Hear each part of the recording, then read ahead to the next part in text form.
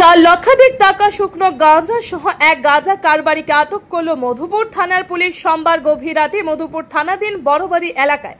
পরবর্তী সময় সেই গাঁজা সহ অভিযুক্ত যুবককে মধুপুর থানায় নিয়ে আসে। ঘটনার বিবরণে জানা যায়, সোমবার গভীর রাতে মধুপুর থানার ওসি দেবজিৎ চ্যাটার্জির নিকট গোপন খবরের ভিত্তিতে মধুপুর থানাধীন বড়বাড়ি এলাকায় এক উপজাতি যুবকের বাড়িতে প্রচুর পরিমাণে শুকনো গাঁজা মজুত রয়েছে।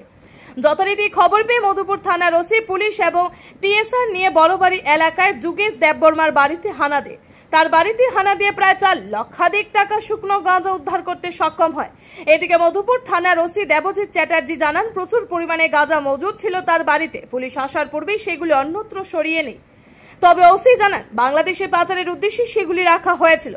যোগেশ দেববর্মা দীর্ঘদিন যাবৎ গাঁজা পাচার বাণিজ্য যুক্ত রয়েছে। ওই এলাকার কিছু সাঙ্গপাঙ্গদের হাত করে সে ব্যবসা চালিয়ে যাচ্ছে। তবে ওই এলাকার অনেক যুবক রয়েছে, তাদেরকেও গ্রেফতারের জন্য পুলিশ ইতিমধ্যে মাঠে নেমে পড়েছে। এছাড়া কোনাবন সীতাখোলা এলাকার কয়েকজন যুবক রয়েছে, নিত্যদিন গাঁজা বাণিজ্য চালিয়ে যাচ্ছে।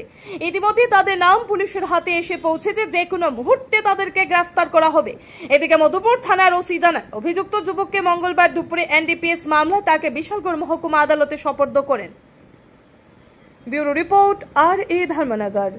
আমাদের মধুপুর থানাতে আমাদের কাছে খবর আসে সন্ধ্যার পর যে একটি বাড়িতে, বড়বাড়ি অঞ্চলের একটি বাড়িতে, ওখানে কিছু পরিমাণ গাঁজা মজুত করা হয়েছে।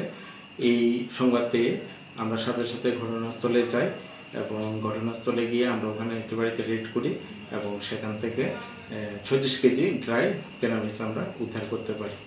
এরপর সমস্ত প্রসিডিউর মেনে আমরা তা সিজ করি ঘটনাস্থলে এবং এই ঘটনাতে একজন ব্যক্তিকে আমরা আটক করি।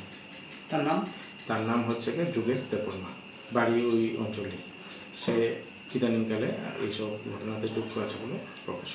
কত টাকা মূল্য হতে পারে? আনুমানিক 4 লক্ষাধিক টাকা হতে পারে। কোন সময় ঘটনা হয়েছে? এটা সন্ধ্যার পর হয়েছে ঘটনাটা। আমাদের কাছে সংবাদ আসে, এরপর আমরা ঘটনাস্থলে যাই পুরা টিম এবং গিয়ে এই তল্লাশি চালাই।